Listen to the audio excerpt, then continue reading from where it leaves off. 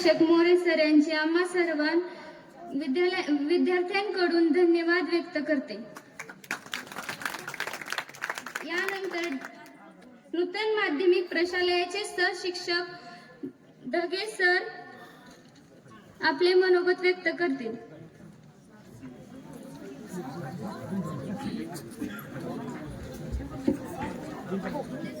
व्यासपीठावर उपस्थित असलेले अजितदादा पवार विद्यालयाचे मुख्याध्यापक, शिक्षक व शिक्षकेतर सर्व कर्मचारी, तसेच या शाळेचे संस्थापक कैलासवासी पारखे साहेब, त्यानंतर माझ्या समोर बसलेले विद्यार्थी मित्र आणि मैत्रिणींनो, तुमचे चेहरे बघून असं लक्षात येतंय की आता कवा ढगे सर भाषण संपवतोय आणि कवा सुट्टी मिळते असंच मला वाटायला लागलं। सर आहे 5 वाजता सुट्टी नाही ढगे सर।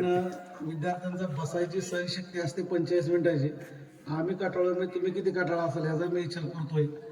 आणि खरं तर मोजून 1-2 मिनिटं मी वेळ घेणार आहे, जास्त वेळ घेणार नाही।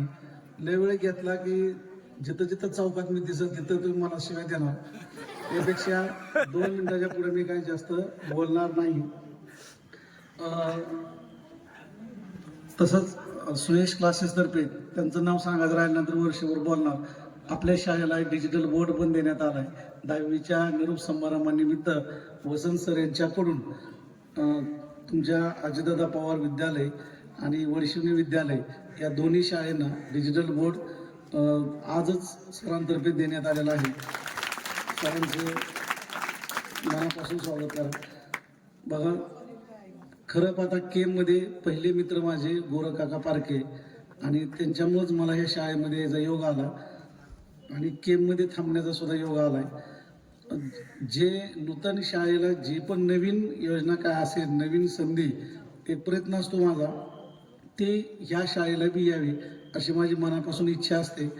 आणि जसं आमच्या शाळेला बोर्ड आले तसे तुमच्याही शाळेला बोर्ड मी त्या दिवशी आणले। काकांचा फोन आला, खरं तर माझी चूक, पण मी फोन नंबर आणला होता की आल्यानंतर काकांना सांगायचं की आम्ही असे बोर्ड आणलेत, तुम्हालाही घेऊन मागवूया। तसं नवीन जे काय कन्सेप्ट आपण राबवणार आहोत भविष्यामध्ये, की ग्रामीण भागातील विद्यार्थ्यांना थोडाफार कुठंतरी बाहेरच्या एज्युकेशन सिस्टमबद्दल माहीत व्हावे, आणि तशा शाळेमध्ये आमच्या योजना आम्ही राबवतोच कॉलेजमध्ये, तसं सेम ह्याही शाळेला याव्या अशी माझी एक मनापासून इच्छा काकांमुळे पहिल्यापासूनच आहे। तसं जास्त वेळ तर घेतच नाही। माध्यमिक शालांत परीक्षा, तुमच्या मार्क लिस्टवर एक नाव असतं माध्यमिक शालांत परीक्षा। शालांतचा अर्थ असा आहे की बाळांनो, 10वी नंतर जे पण आपण आयुष्यामध्ये कितीही मोठे होऊ, आज मी तर तुमच्या समोर उभा आहे, मला जर 700 ते 800 मित्र असतील 100%, कारण माझं MSc BEd पर्यंत शिक्षण झालंय बार्शी, कोल्हापूर, जिथं मी नोकरी केली तिथं, आणि मला जर 4-5 मित्रांचे नाव सांगून विचारलं तर मी पटदिशी 10वीच्या कुठल्या बेंचवर कोण बसतोय ह्या विद्यार्थ्याची आवर्जून नाव घेईल। कारण 11वी 12वी नंतर जेवढे पण मित्र आले ते प्रोफेशनली आहेत, म्हणजे व्यावसायिक कामापुरते ठेवलेले। पण आपल्या गावातला जो मित्र असतो तो ढ असू द्या, हुशार असू द्या, मिडियम असू द्या, मित्र ते मित्रच, लक्षात घ्या। त्यामुळं 10वी पर्यंतची जी मैत्री आहे, आपण शेवटच्या बाकावर बसलेला असो, कुठंतरी मिडल असो किंवा फ्रंटला असो, जी आपली मैत्री राहते ते कडपर्यंत टिकणारी। म्हणूनच पुढं तुमच्या आयुष्यामध्ये अजून शिक्षण घेतलं तर 3-4 निरोप समारंभ येणारच आहेत। 12वीला आमच्याकडे येणारच आहे तुम्ही, 12वी सायन्सला, तिथं तुम्ही म्हणणार ढगे सर कसं जरी शिकवत चांगले शिकवत होते असं म्हणणारच आहे। जसं आता तुम्ही म्हणला तसं मलाही म्हणणार आहे तिथं आल्यानंतर 12वीला, पण निरोप समारंभ असतो फक्त 10वीचा, लक्षात घ्या। ह्याच्यानंतर कितीही कार्यक्रम होऊ द्या, हा फर्स्ट आणि लास्ट जो माणसाच्या मेंदूमध्ये सदैव जिवंत राहतो। त्यामुळं आजच्या कार्यक्रमाचा तुम्ही खूप खूप एन्जॉय करा, चांगले चांगले फोटो काढा। आमच्या 2000 साली जो फोटोवाला लावला त्यांनी रिळच जाळून टाकला होता, म्हणून अजून फोटो नाही, आता तुमच्याकडे मोबाईल आहे। ह्या कार्यक्रमाची आठवण आपल्या आयुष्यामध्ये जपून ठेवा। येणाऱ्या परीक्षेसाठी, माध्यमिक शालांत परीक्षेसाठी माझ्याकडून, सुयश क्लासेसकडून आपल्या सर्वांना मनापासून शुभेच्छा।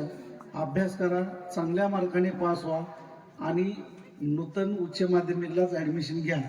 थोडं जास्त बी काय नाही, म्हणजे तिथं बी थोडं आहे, तुमचे जुने शिक्षक जानकर सर बी आहे तिथे शिकवायला काय अडचण नाही, त्यामुळे लईच नवीन स्टाफ वाटत नाही. मी तर आता बऱ्यापैकी तुम्हाला ओळखीत झालो, त्यामुळे काय अडचण येणार नाही.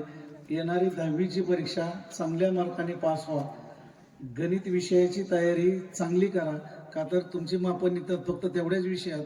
जरी तुम्ही गणित विषय शिक्षकाला जेवढं नटलाय, पण 5वी ते 10वी शिवाय बी त्या शिक्षकाने खाल्ले ते, कारण न जमलेला विषय तेवढाच आहे.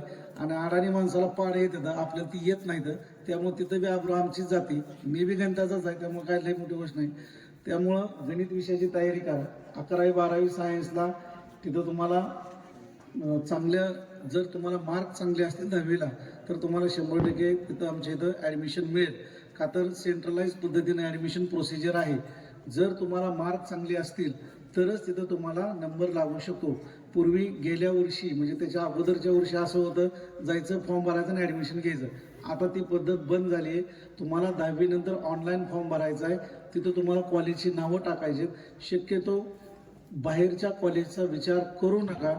आपण विचारतो मामाचा मुलगा मावशी कोणा असेल पुण्याला घे मुंबईला घे, पण इथं नूतनला ॲडमिशन घ्या. थोडेफार काय ना काय शिक्षक आपले ओळखीचे वाटतात, जास्तच लय रटाळ नको. परत एकदा तुम्हाला 10वीच्या परीक्षेसाठी माझ्याकडून खूप खूप शुभेच्छा. चांगले पेपर लिहा. धन्यवाद. मी माझे 2 शब्द थांबवतो. जय हिंद जय महाराष्ट्र.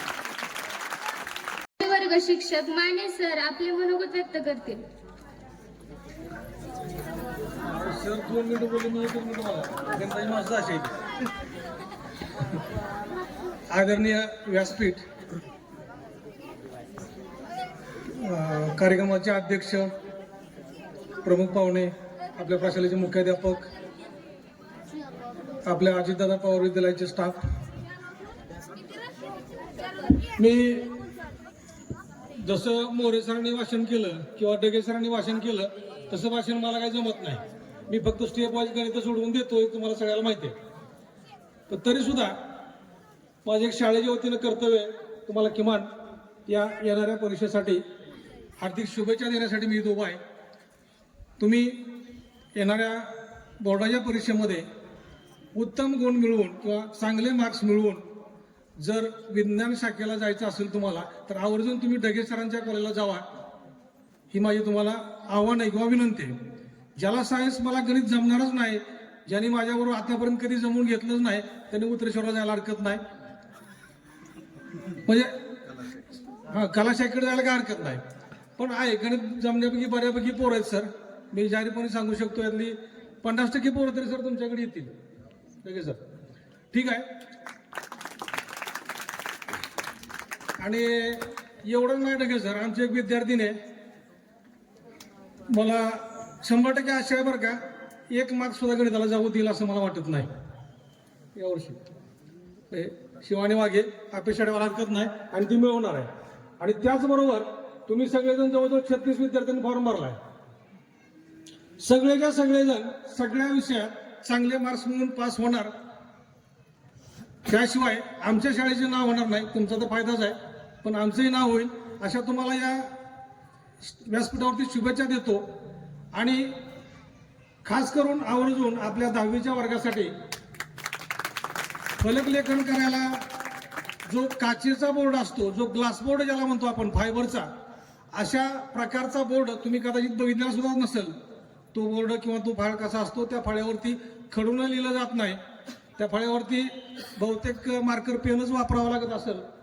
तर अशा पद्धतीचा 6 फूट बाय 4 फूट किंवा 5 फूट अशा आकाराचा एक डिजिटल बोर्ड आपल्या शाळेसाठी सुयश क्लासेसच्या वतीनं वसंत तळेकर सर यांनी आपल्याला देणगी स्वरूपात सप्रेम भेट दिलेला आहे. मी शाळेच्या वतीनं त्यांचे आपल्या सर्वांच्या समवेत आभार व्यक्त करतो.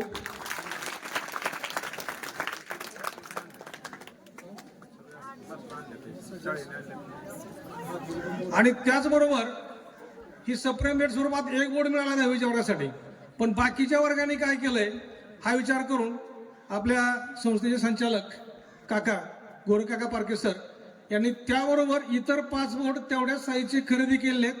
फक्त आता वर्गामध्ये फिटिंग करणं राहिलेलं आहे. म्हणजे सगळ्याच वर्गासाठी ह्या बोर्डची या वर्षीपासून आपण सोय करतोय किंवा सुविधा उपलब्ध करून देतोय.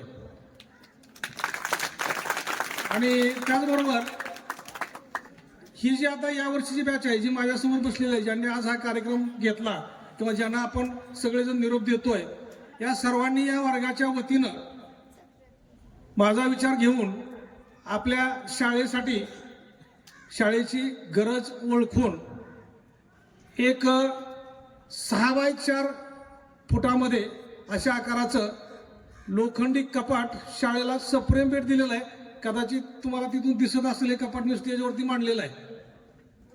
मांडलेलं आहे माझ्या पाठीमागे. फक्त या विद्यार्थ्यांनी मला विचारलं, सर शाळेसाठी काहीतरी द्यायचं आहे आम्हाला. ठीक आहे म्हणलं, तुमची इच्छा असेल तर मी एक सुचवू का? म्हणले सुचवा सर. मी त्यांना म्हणलं एक रेकॉर्ड, अद्ययावत रेकॉर्ड असतं शाळेचं, बरेच वर्ष झाली रेकॉर्ड वरचीवर वाढत चाललेलं आहे, त्यात तुमचंही रेकॉर्ड आहे. म्हणलं ते सुरक्षित राहावं यासाठी एखादं कपाट द्यायची व्यवस्था करा. तेवढं म्हणल्यानुसार पोरांनी मला, अगदी माझी सुद्धा गरज पडली नाही, त्या दुकानापर्यंत जाणं, ते खरेदी करणं, बघणं, सगळ्या गोष्टी या मुलांनी माझ्या परस्पर केल्या, म्हणजे वर्ग शिक्षणाला सोडून. आणि अशा पद्धतीचे एक कपाट शाळेसाठी त्यांनी एक सप्रेम भेट म्हणून मार्च 2026ची ही जी बॅच आहे, त्या बॅचचं मी नाव टाकणार आहे. पेंटर न आल्यामुळं नाव राहिलेलं आहे बरं का शुभम. मी तुम्हाला बोलवूनच त्याच्यावरती नाव टाकणार आहे. तुमच्या बॅचचं नाव टाकतो म्हणजे पेंटनं, आणि मग त्याच्या चाव्या मी सरांकडे सुपूत करतो. आज तुमच्याकडे चाव्या असतील तर मी, मला वाटतं पाहुण्यांच्या असतील, मी चाव्या देणार होतो, पण शुभम म्हणला सर चाव्या मी आणल्या नाहीत. बरोबर आहे का शुभम? आहेत का चाव्या? नसत्या चाव्या सुपूत केला, फोटो सगळं पुरावा ठेवला असता तुला. ठीक आहे, तुमचाही मी म्हणजे आभार व्यक्त करतो. आणि पुन्हा एकदा मी शाळेच्या सर्वांच्या, मुख्याध्यापकाच्या आणि स्टाफच्या वतीनं तुम्हाला येणाऱ्या बोर्ड परीक्षेसाठी उत्तम यश मिळावं अशी उत्तरेश्वरच्यांनी प्रार्थना करतो आणि माझं मनोगत संपवतो. जय हिंद, जय महाराष्ट्र. यानंतर आमच्या आवडत्या इंग्रजी विषयाचे शिक्षक जानकर सर यांनी आपले मनोगत व्यक्त करावे अशी मी त्यांना नम्र विनंती करते.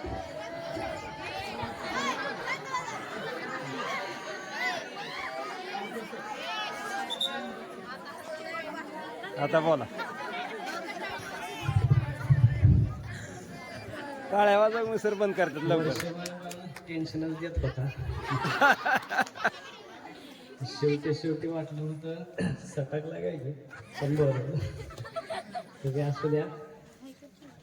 इंग्रजी विषयच तसा आहे. इथं बसल्यानंतर जशी इंग्लिश विषयाचं आता काय करू, माझ्या नशिबातच ते आला. हां, खरं तर माझा न आवडताच विषय होता इंग्रजी, परंतु व्यासपीठावरती बसलेल्या एका व्यक्तीमुळे तो आवडता झाला. माननीय श्री माझे गुरुवारी इंग्रजी विषयाचे शिक्षक श्री वसंत सर यांनी त्या काळामध्ये केलेलं मुलाचं मार्गदर्शन आणि हसत खेळत त्यांची शिकवण्याची जी काय पद्धत होती, आणि त्या पद्धतीमुळे मला बऱ्यापैकी थोडंसं त्या विषयावरती कमांड निर्माण झाली. खरं तर माझ्या 10वीमध्ये 80पैकी 15 मार्क म्हणजे हायेस्ट मार्क असते. ते काय आवडता विषय नव्हता, पण सर आवडता झाला त्यावेळेला. क्लासचं नाव पण मला माहीत नव्हतं आणि वसंत सर कोण होते हे पण मला माहिती नव्हतं. सरांमुळं या ठिकाणी ती संधी मला मिळाली. पण पोरांनो, इंग्रजी हा विषय अवघड नाही. सगळ्यात महत्त्वाची गोष्ट म्हणजे काय, तुम्हाला ज्या क्षेत्रामध्ये आवड आहे, रस आहे, त्या क्षेत्रामध्ये जावा. आणि जाता जाता फक्त मी तुम्हाला एवढं सांगतो की माणसं ओळखा भविष्यामध्ये गेल्यानंतर. आणि तुमचा जिकडं कल आहे, मग अशीच माने सरांनी सांगितलं, ज्याला मी शिकवलेलं गणित कळलं नाही त्यांनी आपलं कला शिकण्याकडे जावं.